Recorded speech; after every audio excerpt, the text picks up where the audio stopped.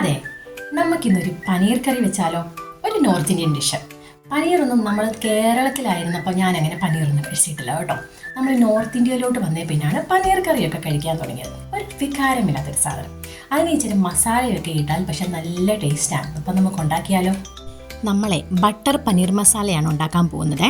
അതിനായിട്ട് ഒരു ചെറിയ കറുവപ്പട്ട, 2 ഗ്രാമ്പു, 2 ഏലയ്ക്ക തൊലി കളഞ്ഞത്, 3 മീഡിയം സൈസ് സവോള, 2 തക്കാളി, ഒരു ചെറിയ ഇഞ്ചി, 6 അല്ലി വെളുത്തുള്ളി, ഒരു 20 കാഷ്യൂനട്ട്. ഇതൊക്കെ നന്നായിട്ട് വഴറ്റിയിട്ട് അരച്ചെടുക്കേണ്ടതായതുകൊണ്ട് സവോളയും തക്കാളിയൊക്കെ ക്യൂബ്സ് ആയിട്ട് അരിഞ്ഞെടുക്കണേ.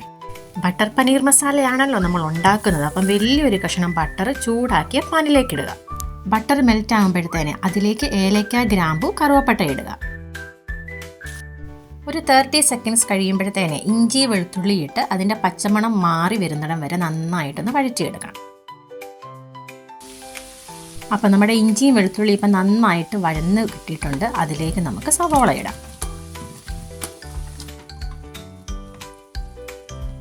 ഇതിലേക്ക് ഒരു 1/2 ടീസ്പൂൺ ഉപ്പുകൂടി ഇടുക. അപ്പം നമുക്ക് പെട്ടെന്ന് അത് വഴന്ന് കിട്ടും. സവോള പെട്ടെന്ന് വഴന്ന് കിട്ടാനായിട്ട് നമുക്കൊരു 10 മിനിറ്റ് അടച്ചു വെച്ച് വേവിക്കാം.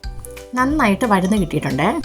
ഇതിലേക്ക് ഒരു 2 ടേബിൾ സ്പൂൺ കാശ്മീരി മുളക് പൊടി, 1 ടേബിൾ സ്പൂൺ മല്ലിപ്പൊടി, ഇത്രയും ചേർത്ത് അതിൻ്റെ പച്ചമണം മാറി വരുന്നിടം വരെ നന്നായിട്ട് വഴറ്റിയെടുക്കുക. മഞ്ഞൾപ്പൊടി ഞാൻ ചേർക്കുന്നില്ല കേട്ടോ.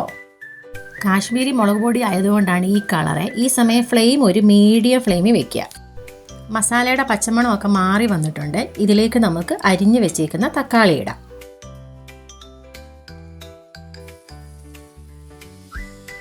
ഈ തക്കാളിയും കൂടെ നന്നായിട്ട് വഴന്ന് കിട്ടി കഴിയുമ്പം അതിലേക്ക് നമുക്ക് കാഷ്യൂനട്ട് ചേർക്കാം.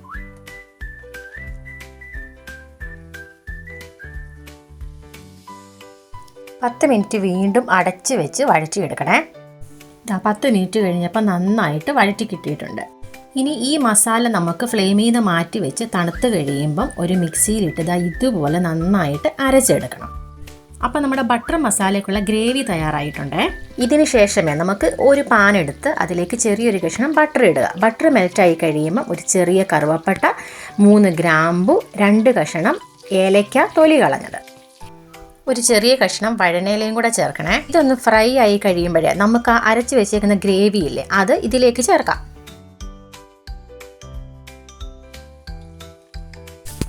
ഇപ്പോഴേ ഉപ്പൊക്കെ പാകമാണോ എന്നൊന്ന് നോക്കിയിട്ട് വേണമെന്നുണ്ടെങ്കിൽ വീണ്ടും ചേർക്കുക. ഇനിയാണ് നമ്മുടെ മെയിൻ ഇൻഗ്രീഡിയൻറ്റ് ചേർക്കേണ്ടത് പനീർ. ഇത് 250 ഗ്രാം പനീറുണ്ട്.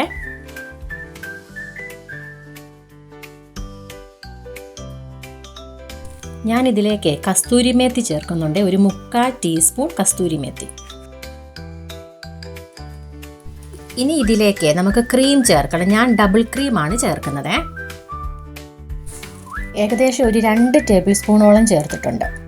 ക്രീം കൂടെ ചേർത്തിട്ട് നന്നായിട്ട് ഇളക്കി ഒരു മീഡിയം ഫ്ലെയിമിൽ 10 മിനിറ്റ് വീണ്ടും ഒന്ന് അടുപ്പത്തിരുന്നോട്ടെ. നമ്മുടെ ബട്ടർ പനീർ ഇപ്പോൾ റെഡി ആയിട്ടുണ്ട്. പൂരിയുടെ കൂടെ നല്ല കോംബോയാണ് കേട്ടോ. അപ്പോൾ എല്ലാവരും ഒന്ന് ട്രൈ ചെയ്ത് നോക്കണേ.